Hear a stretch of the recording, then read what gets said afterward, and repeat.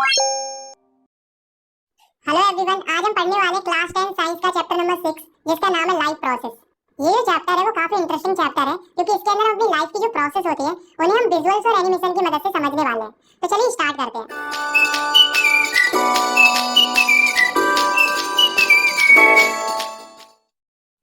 तो सबसे पहले हम जानते हैं कि लाइफ प्रोसेस क्या होती है।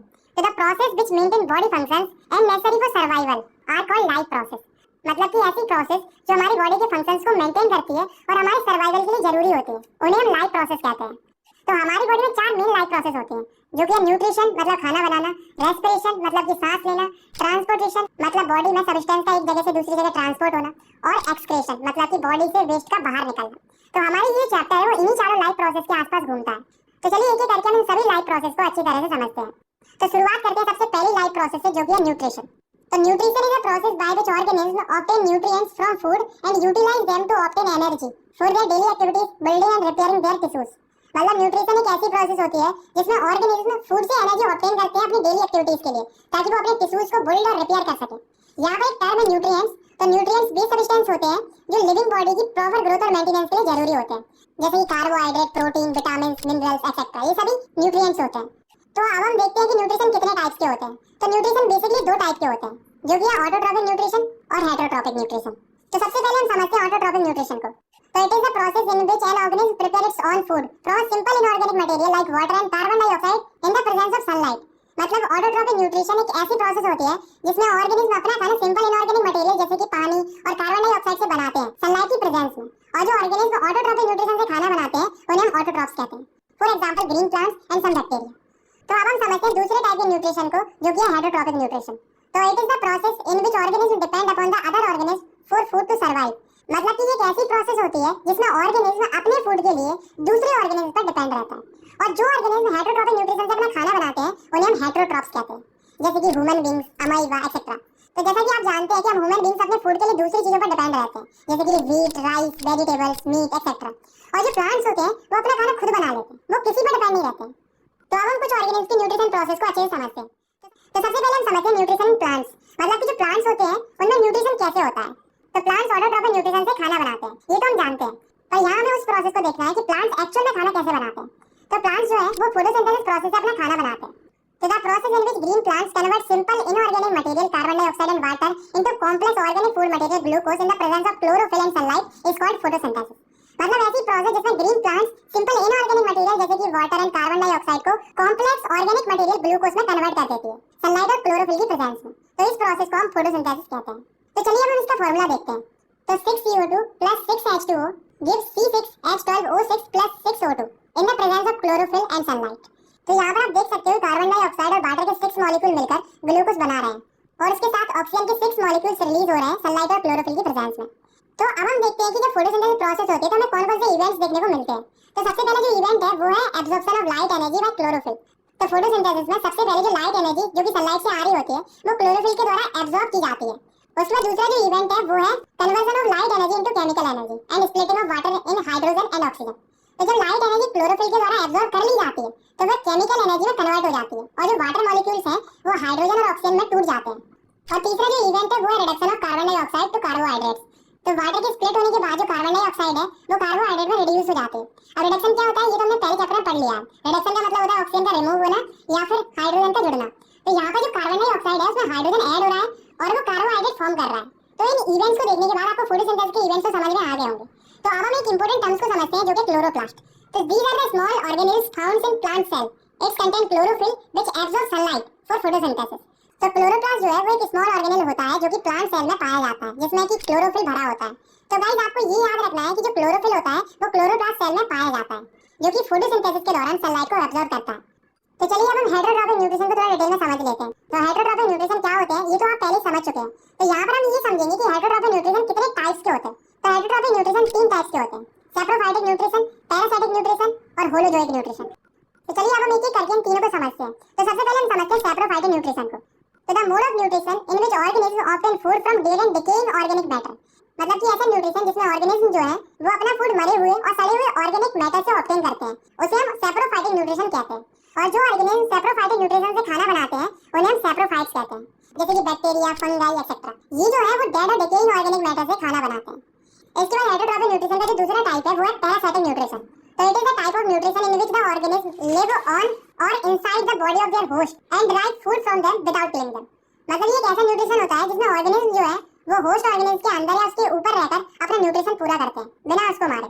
तो ऐसे न्यूट्रिशन को हम पैरासाइटिक न्यूट्रिशन कहते हैं। तो अब आप सोच रहे होंगे कि होस्ट ऑर्गेनिज्म कौन से ऑर्गेनिज्म होते हैं? तो ये वो ऑर्गेनिज्म होते हैं जिन पर रहकर जो छोटे-छोटे पैरासाइटिक ऑर्गेनिज्म होते हैं वो अपना खाना बनाते हैं। और जो ऑर्गेनिज्म पैरासाइटिक न्यूट्रिशन से खाना बनाते हैं उन्हें हम पैरासाइट कहते हैं। जैसे कि मॉस्किटो, लाइस, ये दोनों जो ऑर्गेनिज्म होते हैं वे अपने खाने के लिए होस्ट ऑर्गेनिज्म पर डिपेंड रहते हैं। जैसे कि मॉस्किटो ह्यूमंस पर और कुछ पेट एनिमल्स पर, और लाइस भी ह्यूमंस और पेट एनिमल्स का खून चूसकर अपना खाना बनाते हैं। और तीसरा जो टाइप है हेटरोट्रॉफिक न्यूट्रिशन का वो है holozoic nutrition. The mode of nutrition that involve ingestion, digestion, absorption and assimilation of liquid और सॉलिड ऑर्गेनिक मटेरियल।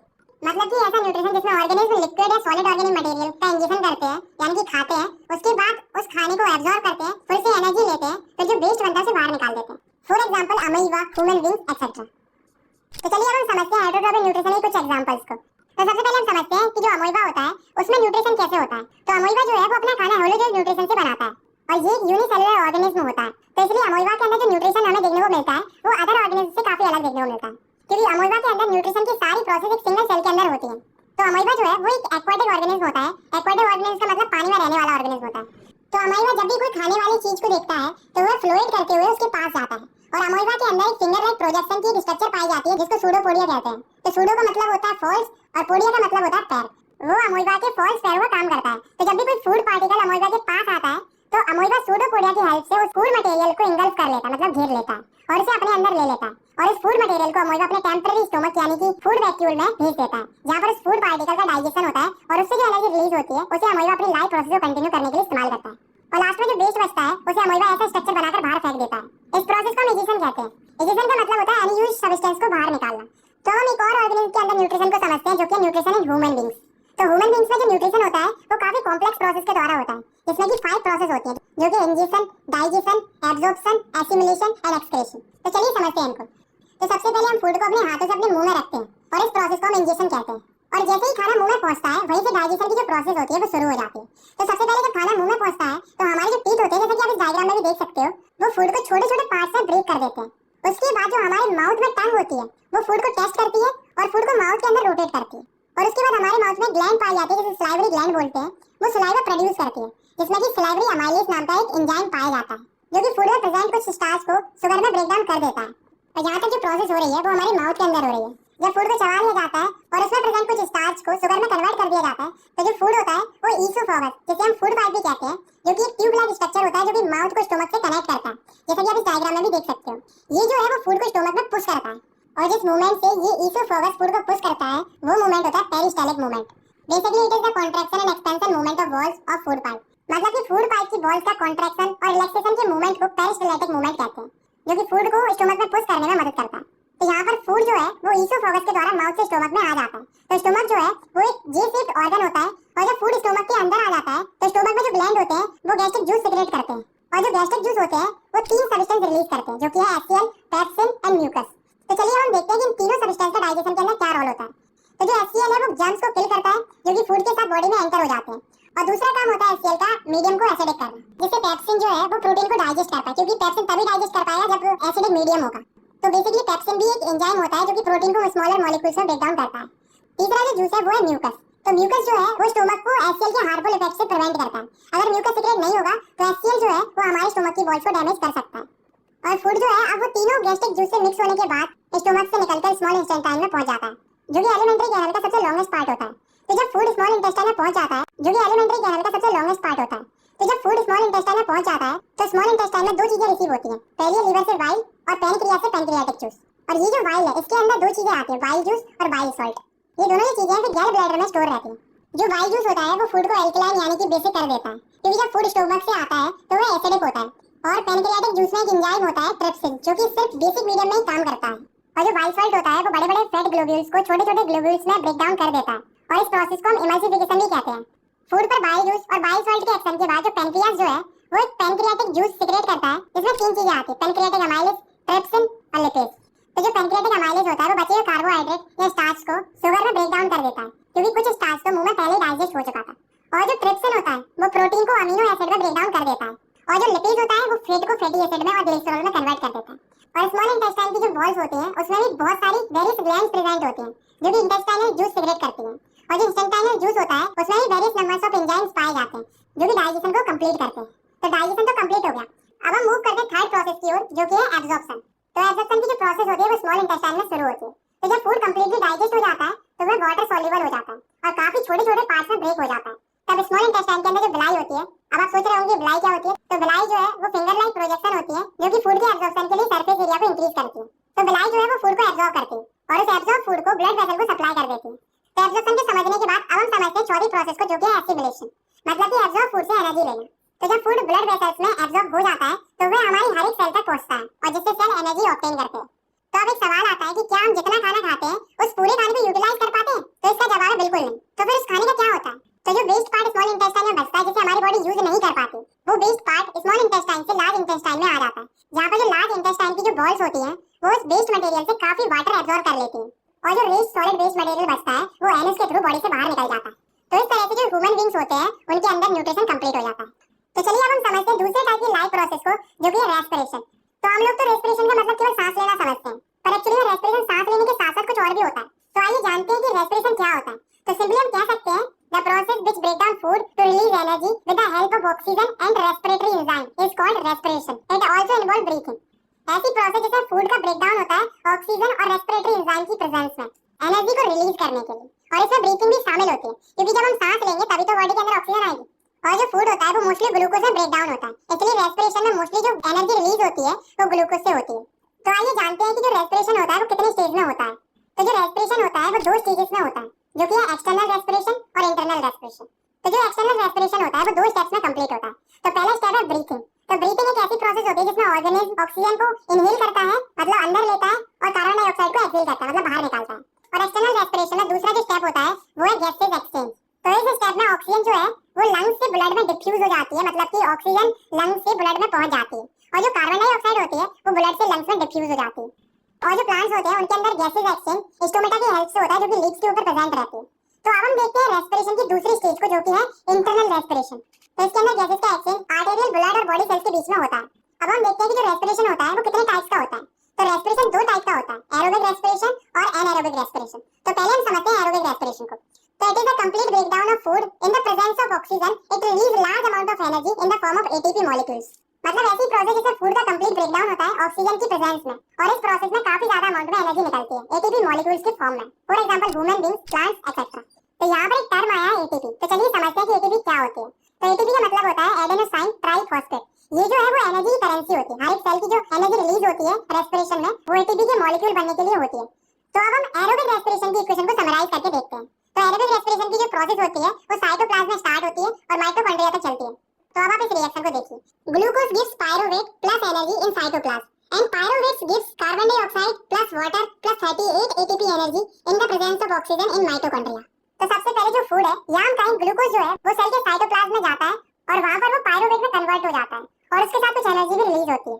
तो पायरुवेट जो है वो लिविंग सेल्स को एनर्जी प्रोवाइड करता है क्रेब्स साइकिल के थ्रू, और इसका फार्मूला होता है C3H4O3। तो अब आप लोग कहोगे क्रेब्स साइकिल क्या होती है, तो इसे हमें नहीं पढ़ना है, ये हम अगली क्लास में पढ़ेंगे।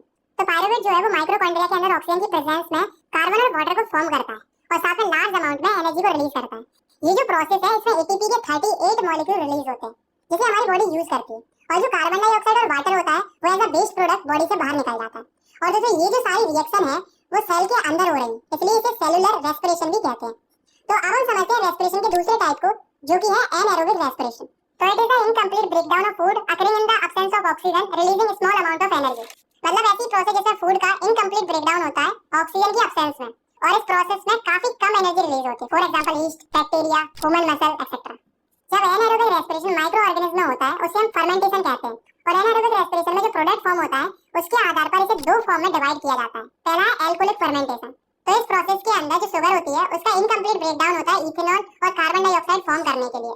ये जो प्रोसेस है इसका इस्तेमाल बियर, वाइन और चीज बनाने के लिए किया जाता है, और ये जो प्रोसेस है वो मेनली ईस्ट में देखने को मिलती है।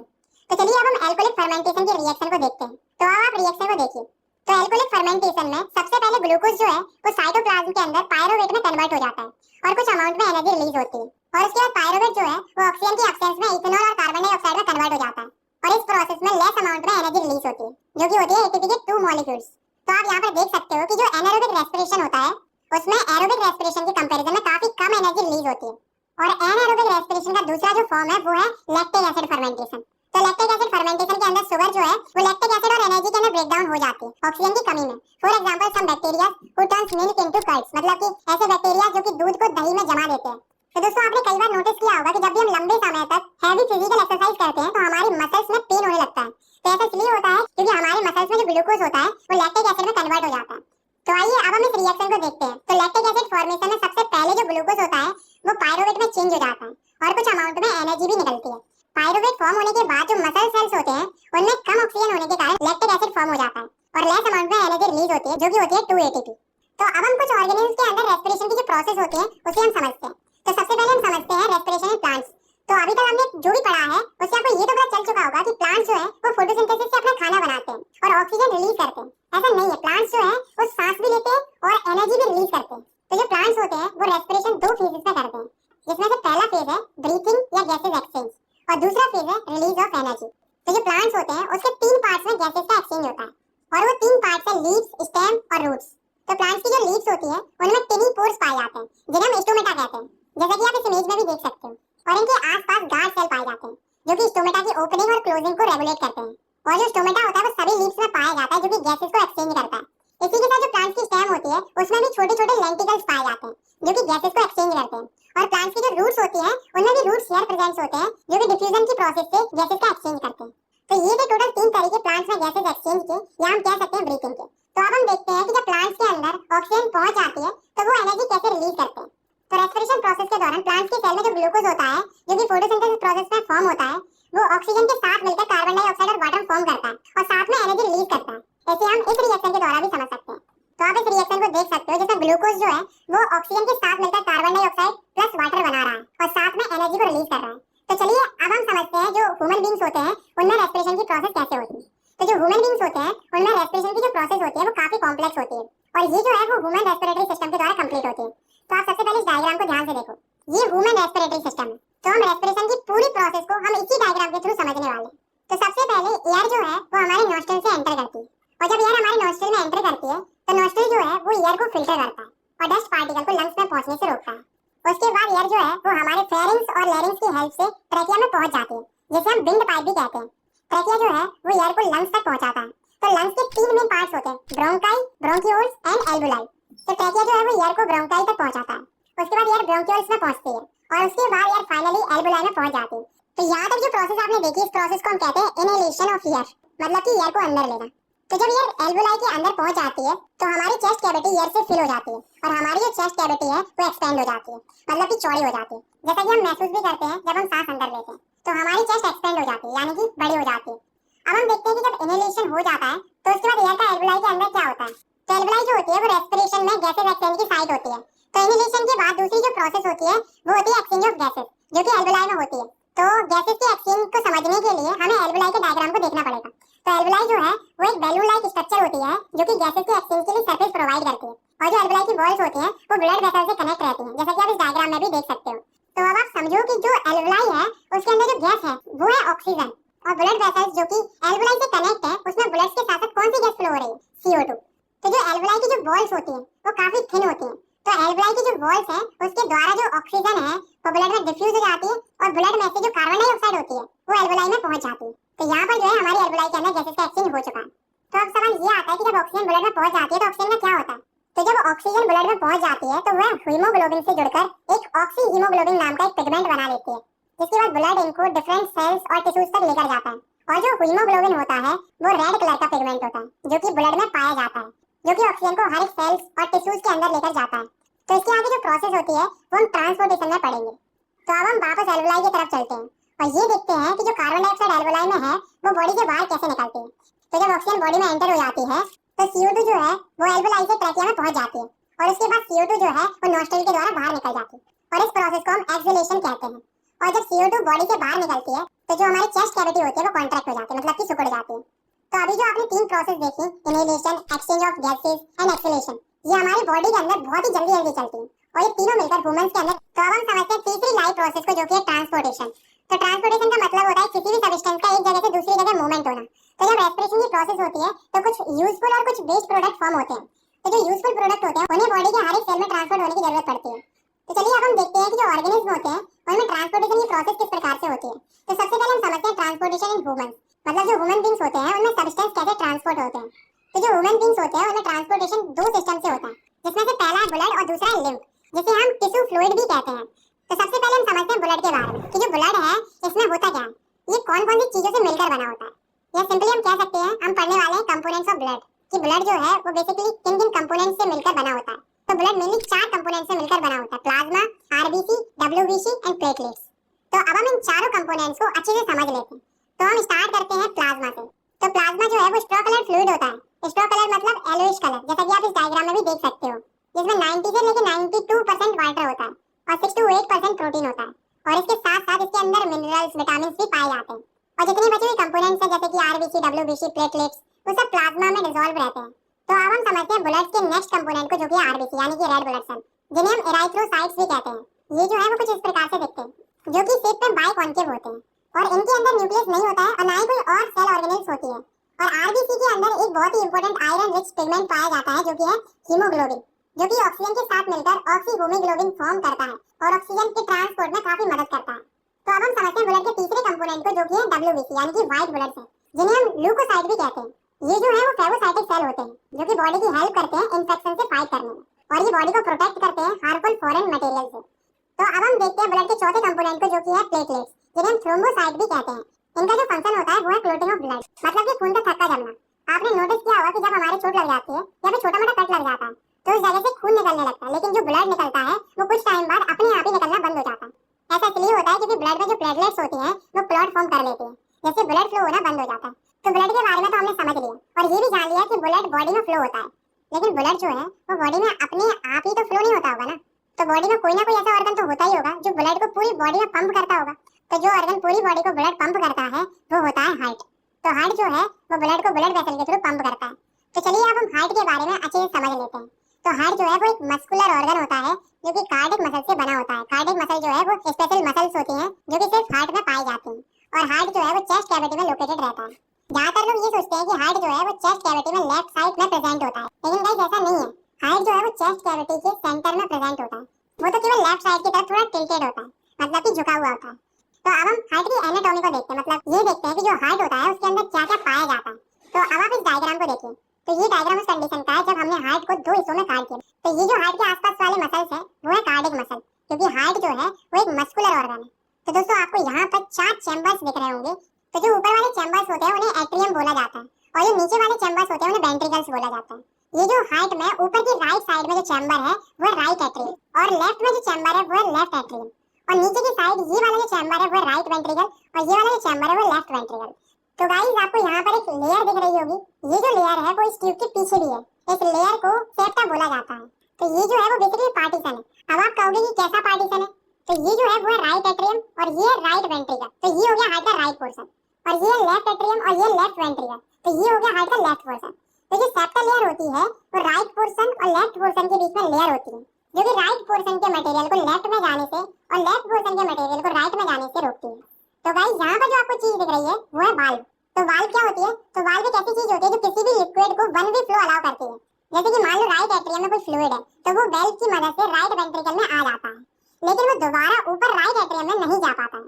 तो हार्ट जो होता है उसमें टोटल 4 वेल्व होते हैं, और ये सब जो है वो वन वे फ्लो को अलाउ करते हैं। तो चारों वाल्व इसी जगह पर होते हैं जो कि ब्लड के बैक फ्लो को रोकते हैं। ये जो आपको दिख रही है वो है पल्मोनरी आर्टरी, जो कि इम्प्योर ब्लड को फ्लो करती है, और ये है पल्मोनरी वेन, जो कि प्योर ब्लड को ट्रांसपोर्ट करती है। और हमारा जो हार्ट होता है उसके चारों तरफ एक लेयर होती है जिसे हम पेरिकार्डियम कहते हैं, जो कि हार्ट को प्रोटेक्ट करती है और उसे शेप देती है। तो अब हम देखते हैं कि जो हमारा हार्ट है वो काम कैसे करता है। सबसे पहले जो डीऑक्सीजनेटेड ब्लड होता है वो बॉडी से हार्ट के राइट एट्रियम में आता है। डीऑक्सीजनेटेड ब्लड यानी कि वो ब्लड जो कार्बन डाइऑक्साइड को कैरी करता है, और ये ब्लड वेन्स में फ्लो होता है। राइट एट्रियम में ब्लड आने के बाद जो वाल्व होती है वो ओपन हो जाती है और हार्ट एक्सपेंड हो जाता है और ब्लड राइट वेंट्रिकल में पहुंच जाता है। राइट वेंट्रिकल में ब्लड के पहुंचने के बाद जो वाल्व होती है वो बंद हो जाती है और हार्ट फिर से कॉन्ट्रैक्ट होने लगता है, जिससे जो राइट वेंट्रिकल है वो ब्लड को पल्मोनरी आर्टरी के थ्रू लंग्स तक पहुंचा देते हैं। लंग्स में ब्लड से कार्बन डाइऑक्साइड रिमूव हो जाती है और उसमें ऑक्सीजन ऐड हो जाती है। तो जो डीऑक्सीजनेटेड ब्लड लंग्स में पहुंचा था वो अब ऑक्सीजनेटेड हो जाता है। उसके बाद जो ऑक्सीजनेटेड ब्लड होता है वो लेफ्ट एट्रियम में लाया जाता है पल्मोनरी वेन के थ्रू। लेफ्ट एट्रियम में ब्लड के आने के बाद वह वाल्व के थ्रू लेफ्ट वेंट्रिकल में आ जाता है। उसके बाद उस ब्लड को सभी बॉडी पार्ट्स में पंप कर दिया जाता है अरोटा के थ्रू। तो यहाँ पर आपने देखा कि जो ब्लड होता है वो हार्ट में 2 बार सर्कुलेट होता है। तो ब्लड की हार्ट में 2 बार सर्कुलेशन की प्रोसेस को हम कहते हैं डबल सर्कुलेशन। तो चलिए इसे हम डायग्राम की हेल्प से समझते हैं। तो ये आपको ऊपर जो ऑर्गन दिख रहा है वो लंग्स है, जो कि डीऑक्सीनेटेड ब्लड को ऑक्सीनेटेड ब्लड में कन्वर्ट करता है। और आपको जो हार्ट से ब्लू कलर की जो ब्लड वेसल दिख रही है वो है पल्मोनरी आर्टरी, जो कि हार्ट से डीऑक्सीजनेटेड ब्लड को लंग्स तक ले जाती है। और ये जो आपको रेड कलर की ब्लड वेसल दिख रही है जो कि लंग्स से हार्ट को कनेक्ट कर रही है, ये है पल्मोनरी वेन, जो कि ऑक्सीजनेटेड ब्लड को लंग्स से हार्ट तक ले जाती है। और ये वाली ब्लड वेसल जो आपको दिख रही है ये है अरोटा, जो कि ऑक्सीजनेटेड ब्लड को हार्ट से पूरी बॉडी में ट्रांसपोर्ट करती है। और ये वाली जो ब्लड वेसल है वो है वेना केवा, जो कि बॉडी से डीऑक्सीजनेटेड ब्लड को हार्ट तक लेकर जाती है। तो इसी तरह से डबल सर्कुलेशन की प्रोसेस हमारी बॉडी में कंटिन्यू चलती रहती है। और ये जो प्रोसेस है वो काफी फास्ट होती है। हमारा हार्ट 1 मिनट में 5 लीटर ब्लड पंप करता है। तो चलिए अब हम समझते हैं ब्लड वेसल्स के बारे में। तो ये बेसिकली एक पाइप की तरह काम करती है जिनसे कि ब्लड हमारी बॉडी में फ्लो करता है। तो हमारी बॉडी में मेनली 2 टाइप की ब्लड वेसल्स पाई जाती हैं, जो कि आर्टरीज और वेन्स। तो पहले हम समझते हैं आर्टरीज को। तो these are the thick blood capillaries which carry oxygenated blood in our body. These are red in color. मतलब कि जो ये आर्टरीज होती हैं वे thick blood capillaries होती हैं, जो कि ह्यूमन बॉडी में ऑक्सीजनेटेड ब्लड को ट्रांसपोर्ट करती हैं और ये रेड कलर की होती हैं। लेकिन जो आर्टरीज होती है उनमें एक एक्सपेक्शन होता है जो कि पल्मोनरी आर्टरी का। तो पल्मोनरी आर्टरी जो है वो एकमात्र ऐसी आर्टरी होती है जो कि डीऑक्सीनेटेड ब्लड को कैरी करती है। तो चलिए अब हम समझते हैं दूसरी ब्लड वेसल्स को, जो कि है वेन्स। तो these are the thin blood capillaries which carry deoxygenated blood in the body. These are blue in color. मतलब कि ये थिन ब्लड कैपिलरीज होती हैं जो कि बॉडी में डीऑक्सीनेटेड ब्लड को कैरी करती हैं। लेकिन जो वेन होती है उनमें भी एक्सेप्शन होती है, जो कि पल्मोनरी वेन, जो कि एकमात्र ऐसी वेन होती है जो कि बॉडी में ऑक्सीजनेटेड ब्लड को ट्रांसपोर्ट करती है। तो यहाँ पर हमारा ब्लड के द्वारा जो ट्रांसपोर्टेशन होता है वो खत्म होता है। तो अब हम समझते हैं हमारी बॉडी के दूसरे ट्रांसपोर्टेशन को, जो कि है लिम्फ का। तो लिम्फ जो है वो भी एक ट्रांसपोर्टेशन फ्लूइड होता है। तो चलिए अब हम ये देखते हैं कि जो लिम्फ होता है वो फॉर्म कैसे होता है। तो हमारी जो कैपिलरीज होती हैं वो स्मॉलेस्ट ब्लड वेसल्स होते हैं, जो कि कनेक्शन फॉर्म करती हैं आर्टरीज और वेन्स के बीच में। और जो कैपिलरीज का मेन फंक्शन होता है वो है ब्लड और टिश्यू सेल्स के बीच में मटेरियल का एक्सचेंज करना। तो कैपिलरीज की जो वॉल्स होती हैं उनके पोर्स में से कुछ अमाउंट में प्लाज्मा, प्रोटीन और ब्लड के सेल निकल जाते हैं टिश्यू के इंटरसेलुलर स्पेस में, जो कि लिम्फ फॉर्म करते हैं। और लिम्फ जो है वो कलरलेस फ्लूइड होता है, मतलब लिम्फ का कोई कलर नहीं होता है। तो अब हम लिम्फ के कुछ फंक्शंस को देखते हैं। तो लिम्फ के 2 मेन फंक्शन होते हैं। तो पहला है absorption and transport of fat from intestine. मतलब लिम्फ जो है वो हमारे इंटेस्टाइन से फैट को एब्जॉर्ब करता है और उसे बॉडी में ट्रांसपोर्ट करता है। और दूसरा फंक्शन है it drain away the excess tissue metabolism. मतलब कि जो टिश्यूज में एक्सेस मेटाबॉलिज्म होता है, यानी कि टिश्यू में जो वेस्ट प्रोडक्ट फॉर्म होता है, तो लिम्फ उस वेस्ट प्रोडक्ट को रिमूव कर देता है। तो इसी के साथ हमारा ट्रांसपोर्टेशन इन ह्यूमन खत्म हो जाता है, जिसमें कि हमने ब्लड और लिम्फ, जो कि दोनों ट्रांसपोर्टेशन फ्लूइड होते हैं बॉडी के, उनके बारे में पढ़ा। तो अब हम समझते हैं कि जो प्लांट्स होते हैं उनमें ट्रांसपोर्टेशन कैसे होता है। तो जो प्लांट्स होते हैं उनमें ट्रांसपोर्टेशन का जो काम है वो टिश्यू करते हैं। और 2 टाइप के टिश्यू होते हैं जो कि प्लांट्स में पाए जाते हैं ट्रांसपोर्टेशन के लिए, जिनका नाम है जाइलम एंड फाइलम। इन दोनों के बारे में आपने क्लास 9 में थोड़ा बहुत पढ़ा होगा। तो चलिए एक एक करके समझते हैं इन दोनों टिश्यूज को। तो सबसे पहले हम समझते हैं जाइलम टिश्यू को। तो xylem are the tissue present in plants that carries water and food upward from the root. तो जाइलम ऐसे टिश्यू होते हैं जो कि प्लांट्स में फूड और वाटर को रूट से ऊपर की ओर ले जाते हैं। And it's allow only unidirectional transport and it only transport upwards। मतलब कि जो जाइलम है वो सिर्फ यूनिडायरेक्शनल ट्रांसपोर्ट, यानी कि एक डायरेक्शन में ट्रांसपोर्ट को अलाउ करता है और ये सिर्फ ऊपर की ओर ही ट्रांसपोर्ट करता है। And it's works on the principle of transpiration. मतलब कि जो जाइलम होता है वो ट्रांसपिरेशन के प्रिंसिपल पर वर्क करता है। अब ये ट्रांसपिरेशन क्या होता है? तो it is the process of loss of water as vapour from aerial parts of plants. मतलब कि ट्रांसपिरेशन एक ऐसी प्रोसेस होती है जिसमें कि वाटर लॉस होता है वेपर के फॉर्म में प्लांट्स के एरियल या ऊपर वाले पार्ट से। इस प्रोसेस में जो लीव्स होती हैं वो एक वैक्यूम क्रिएट करती हैं जिससे वाटर ऊपर की तरफ फ्लो करता है और लीव्स के स्टोमेटा से वो वेपर में कन्वर्ट होकर बाहर निकल जाता है। तो अब हम समझते हैं दूसरे टाइप के ट्रांसपोर्टेशन टिश्यू की, जो कि है फाइलम। तो phloem are the tissues that transport food from leaves to other parts of plants. मतलब फाइलम एक ऐसा टिश्यू होता है जो कि लीव्स में जो खाना बनता है उसे प्लांट्स के जो अदर पार्ट्स होते हैं उन तक पहुंचाता है और it allows bidirectional flow. It can transport upward as well as downward. यानी कि जो फाइलम होता है वो बाय डायरेक्शनल फ्लो अलाउ करता है जिससे फूड अपवर्ड और डाउनवर्ड दोनों डायरेक्शन में जा सकता है। And it works on the principle of translocation. तो जो फाइलम होता है वो ट्रांसलोकेशन के प्रिंसिपल पर काम करता है। तो आइए जानते हैं कि आखिर क्या होता है ट्रांसलोकेशन। तो the transport of food from leaf to other parts of plants is called translocation. मतलब कि फूड का लीफ से प्लांट के दूसरे पार्ट्स में ट्रांसपोर्ट होना, इसी प्रोसेस को हम ट्रांसलोकेशन कहते हैं। तो इसी के साथ हमारी तीसरी लाइफ प्रोसेस जो कि है ट्रांसपोर्टेशन वो खत्म होती है। तो अब हम समझते हैं चौथी और आखिरी लाइफ प्रोसेस को, जो कि है excretion. So the biological process of removal of harmful nitrogenous metabolic waste from the body is called excretion. मतलब कि ऐसी प्रोसेस जिसमें जो हार्मफुल मेटाबॉलिक वेस्ट होते हैं उन्हें बॉडी से रिमूव किया जाता है, उस प्रोसेस को हम एक्सक्रीशन कहते हैं। तो जो मेटाबॉलिक वेस्ट होते हैं वो मेटाबॉलिक एक्टिविटी से जनरेट होते हैं। अब मेटाबॉलिक एक्टिविटीज जैसे कि डाइजेशन, रेस्पिरेशन एक्सेट्रा।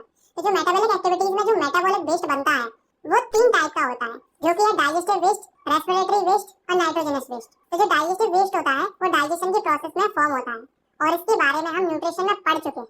और जो रेस्पिरेटरी वेस्ट होता है वो रेस्पिरेशन में फॉर्म होता है। तो जो रेस्पिरेशन होती है उसमें CO2 फॉर्म होती है जो कि लंग से होती है हमारे मुंह से या नाक से निकल जाती है। ये भी हम रेस्पिरेशन में पढ़ चुके हैं। और नाइट्रोजनस वेस्ट वो वेस्ट होते हैं जो कि हमारे ब्लड में डिसॉल्व होते हैं, जैसे कि urea, uric acid, water etcetera. तो ये नाइट्रोजनस वेस्ट होते हैं। तो इन्हें कैसे बाहर निकाला जाएगा इसी के बारे में हम इस एक्सक्रीशन वाले टॉपिक में पढ़ेंगे। तो सबसे पहले हम समझते हैं ह्यूमन एक्सक्रीटरी सिस्टम को। इसे हम डायग्राम की हेल्प से काफी अच्छे से समझते हैं। तो human excretory system consist of one pair of kidney, one pair of ureters and one urinary bladder and one urethra. तो ह्यूमन एक्सक्रीटरी सिस्टम में आते हैं किडनी का पेयर, यानी कि 2 किडनी और 2 यूरेटर्स और एक यूरिनरी ब्लैडर और एक यूरेथ्रा। तो अब हम इन चारों के फंक्शंस को समझते हैं, उसके बाद हम इन्हें डायग्राम से भी समझेंगे। तो सबसे पहले हम किडनी को समझते हैं। तो kidney is the reddish brown bean shaped organ located in the upper retroperitoneal region of the abdomen whose main function is filtration of blood and removal of waste।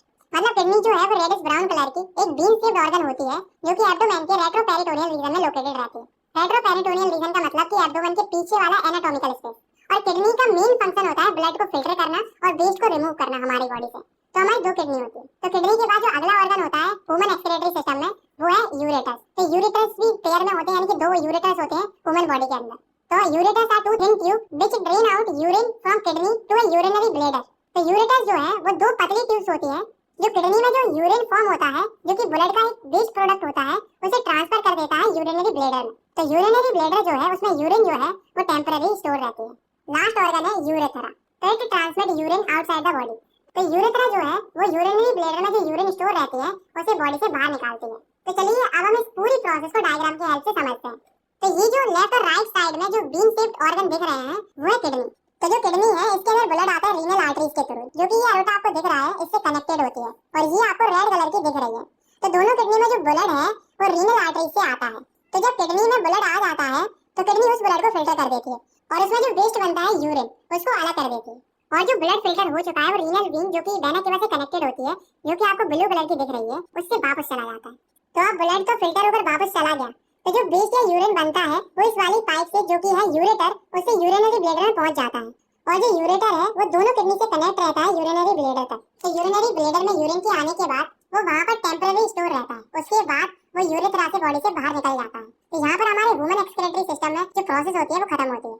आपने पढ़ा कि जो किडनी होती है वो ब्लड को फिल्टर करती है, लेकिन क्वेश्चन यहाँ पर ये अराइज होता है कि आखिर किडनी के अंदर ऐसा क्या होता है जिससे वो ब्लड को फिल्टर करती है। तो किडनी के अंदर फिल्ट्रेशन यूनिट होती है जिसे हम नेफ्रॉन कहते हैं। तो हर एक किडनी के अंदर अप्रोक्सीमेटली 1 मिलियन यानी कि 10 लाख फिल्ट्रेशन यूनिट होती है जिन्हें हम नेफ्रॉन्स कहते हैं। तो nephrons are filtration units of kidney. It consist of a tube which is connected to duct and a cup shaped structure that is वुमेन कैप्सूल। मतलब कि नेफ्रॉन जो है वो किडनी की फिल्ट्रेशन यूनिट होती है जिसमें कि ट्यूब होता है जो कि डक्ट से कनेक्टेड होता है और ये कप शेप की स्ट्रक्चर से भी कनेक्टेड होता है जिसे हम वुमेन कैप्सूल कहते हैं। तो वुमेन कैप्सूल जो है वो ब्लड को फिल्टर करता है और यूरिन को कलेक्ट करता है। उसके बाद नेफ्रॉन का अगला पार्ट है हेनलेज लूप। तो हेनले लूप जो होता है वो लॉन्ग यू शेप्ड पोर्शन होता है जो कि ग्लूकोज, अमीनो एसिड और वाटर का रीअब्जॉर्प्शन करता है। उसके बाद यूरिन जो है वो डक्ट के थ्रू यूरेटर में एंटर हो जाती है और वो यूरिनरी ब्लैडर में कलेक्ट हो जाती है। तो चलिए नेफ्रॉन के अंदर की पूरी प्रोसेस को हम डायग्राम के थ्रू समझ लेते हैं। तो यहाँ पर आपको जो ये कप लाइक स्ट्रक्चर दिख रहा है वो है वुमेन कैप्सूल और ये जो वुमेन कैप्सूल है वो कनेक्ट होता है इस वाली येलो ट्यूब से। और इन ट्यूब्स के आसपास जो आपको रेड और ब्लू कलर की स्मॉल ट्यूब्स लाइक स्ट्रक्चर दिख रही हैं ये है ब्लड कैपिलरी। जो ब्लू वाली है वो है रेनल वेन और जो रेड वाली है वो है रेनल आर्टरी। उसके बाद ये ट्यूब जो है वो कनेक्ट होती है डक्ट से। तो अब आप देखिए यहाँ पर इस डक्ट से एक नेफ्रॉन कनेक्ट है और ऐसे ही यहाँ पर दूसरा नेफ्रॉन कनेक्ट है और यहाँ पर अगले ऐसे ही काफी सारे नेफ्रॉन डक्ट पर कनेक्ट है। तो सबसे पहले जो रीनल आर्टरी होती है उससे ब्लड जो है वो वुमेन कैप्सूल में पहुंचता है। वहाँ पर ब्लड जो है वो फिल्टर होता है और यूरिन को कलेक्ट किया जाता है। उसके बाद इनको इन ट्यूब्स से हेनले लूप तक पहुंचाया जाता है। हेनले लूप के अंदर जो वुमेन कैप्सूल में ब्लड फिल्टर हुआ है उससे ग्लूकोज और अमीनो एसिड और जो यूरिन है उससे वाटर रीअब्सॉर्ब होता है और जो बचा हुआ जो वेस्ट होता है वो इस ट्यूब से डक्ट में आ जाता है। उसके बाद यूरिन डक्ट के थ्रू यूरेटर में पहुंच जाती है और यूरिनरी ब्लैडर में कलेक्ट हो जाती है। तो इसी के साथ हमारा जो टॉपिक है एक्सक्रीशन इन वुमेन्स वो खत्म हो जाता है। तो अब हम समझते हैं कि जो प्लांट्स होते हैं उनमें एक्सक्रीशन की प्रोसेस कैसे होती है। तो जो प्लांट्स होते हैं उनमें तीन टाइप्स का वेस्ट फॉर्म होता है, जो कि गैसियस वेस्ट जिसमें कि ऑक्सीजन और CO2 आती है, जो कि फोटोसिंथेसिस और रेस्पिरेशन में फॉर्म होती है। दूसरा है लिक्विड वेस्ट जिसमें कि वाटर आता है, और तीसरा सॉलिड वेस्ट जो कि प्लांट्स की लीव्स और बार्क्स में स्टोर हो जाता है। तो अब हम ये देखते हैं कि प्लांट्स इन वेस्ट को रिमूव कैसे करते हैं। तो प्लांट्स जो गैसेस वेस्ट होते हैं उन्हें स्टोमेटा के थ्रू बाहर निकाल देते हैं, और ये लिक्विड वेस्ट होता है जो कि वाटर होता है, वो प्लांट्स उसे भी स्टोमेटा के थ्रू ट्रांसपिरेशन की प्रोसेस से रिमूव कर देता है। इसके अलावा प्लांट्स अपनी ओल्ड लीव्स और बार्क्स को अपनी बॉडी से अलग करके जो सॉलिड वेस्ट होता है उसे रिमूव कर देता है। तो यहाँ पर खत्म होता है हमारा एक्सक्रीशन इन प्लांट। तो दोस्तों अब हमने चारों लाइफ प्रोसेस को अच्छे से समझ लिया, और इसी के साथ